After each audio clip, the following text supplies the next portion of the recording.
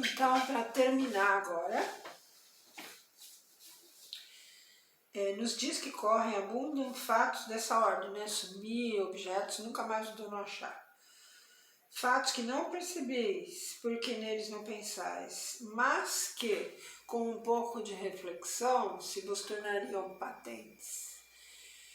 Nota de Erasto. Não atribuais aos espíritos o que é obra do homem, mas crede na influência deles, oculta, constante, a criar em torno de vós 1000 circunstâncias, 1000 incidentes necessários ao cumprimento dos vossos atos, das vossas existências.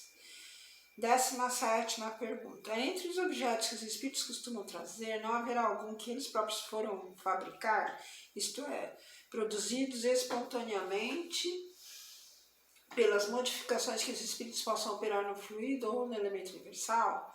Aí Erasto responde, por mim, não, que não tenho permissão. Não é o Erasto, é um espírito qualquer. Por mim, não, que não tenho permissão para isso. Só um espírito elevado pode fazer. Outra pergunta, 18ª. Como conseguiste outro de introduzir aqueles objetos estando fechado ao centro? Aí o espírito responde, filhos entrar comigo envoltos, por assim dizer, na minha substância. Nada mais posso dizer por não ser explicável o fato. Pergunta 19. Como fizestes para tornar visível esses objetos que um momento antes eram invisíveis? Aí ele fala, tirei a matéria que os envolvia. Nota de Erasto. O que os envolve não é matéria propriamente dita, mas um fluido tirado, metade do perispírito do médium, metade do espírito que opera. E é esse mesmo fluido que eles envolvem a pessoa para enganar a pessoa. Eu não sei se eu já contei aqui uma história de uma senhora que eles fizeram ela acreditar que eles estavam vendendo para ela um bilhete que tinha sido ganho. E eles disseram que não tinham onde colocar o dinheiro, que eles não sabiam mexer com o dinheiro e que eles queriam vender aquele bilhete já premiado para ela por R$800. Ela deu R$800 na mão deles. E ela não sabe explicar como é que ela acreditou nisso.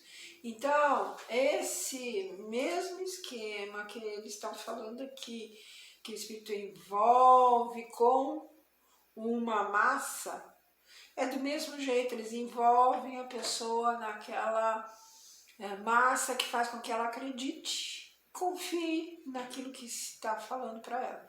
Então precisa ter muita disciplina mental com Deus, com os anjos, sempre com o pensamento construtivo, pedindo e orando quando você vai fazer uma coisa, quando você vai terminar uma coisa, começa uma coisa, termina uma coisa, entrega na mão de Deus. Fique sempre atento, porque tem coisas que só os bons espíritos conseguem livrar a gente. Isso que é a verdade. Certo? Se as pessoas lembrassem disso ou soubessem disso, muitas das coisas ruins que a gente vê acontecer não aconteceriam. Então, como conseguiste outro dia introduzir? Ele falou, tirei a minha substância que estava envolvendo a coisa. E essas substâncias fazem com que a coisa desapareça, certo? Se ela tem, essa substância tem o poder de fazer isso, ela tem o poder também de, juntamente com aquele espírito embusteiro, com aquela massa dele mesmo, enganar a pessoa, fazer com que a pessoa acredite no que ele falar. Mas isso só com pessoas que a cabeça está bem fraquinha, né? O que os envolve não é matéria propriamente dita, mas um fluido tirado metade do perispírito do médium e metade do espírito que opera. Aí 20 a questão, a Erasto. Pode um objeto ser trazido a um lugar inteiramente fechado? Uma palavra, pode o espírito espiritualizar um objeto material de maneira que se torne capaz de penetrar a matéria? Aí ele responde, é complexa essa questão. O espírito pode tornar invisível, porém não penetrável, os objetos que ele transporte. Não pode quebrar a agregação da matéria, porque seria a destruição do objeto. Tornando este invisível, o espírito o pode transportar quando queira e não o liberar senão no momento oportuno, para fazê-lo aparecer. De modo diverso se passam as coisas com relação aos que compomos, os objetos que eles compõem. Como nestes só introduzimos os elementos na matéria, como esses elementos são essencialmente penetráveis e ainda como nós mesmos penetramos e atravessamos os corpos mais condensados, com a mesma facilidade com que os raios solares atravessam uma placa de vidro, podemos perfeitamente dizer que introduzimos o objeto num lugar que esteja hermeticamente fechado, mas isso somente neste caso. Quanto à teoria da formação espontânea dos objetos, veja-se adiante o capítulo intitulado Laboratório do Mundo Invisível. E acaba aqui o 5º capítulo. Espero que tenha dado para entender.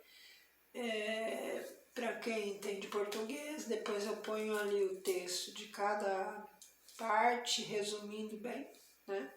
Para que outras pessoas possam traduzir. E assim, um pouco dá para entender, né? Quem é de fora do país.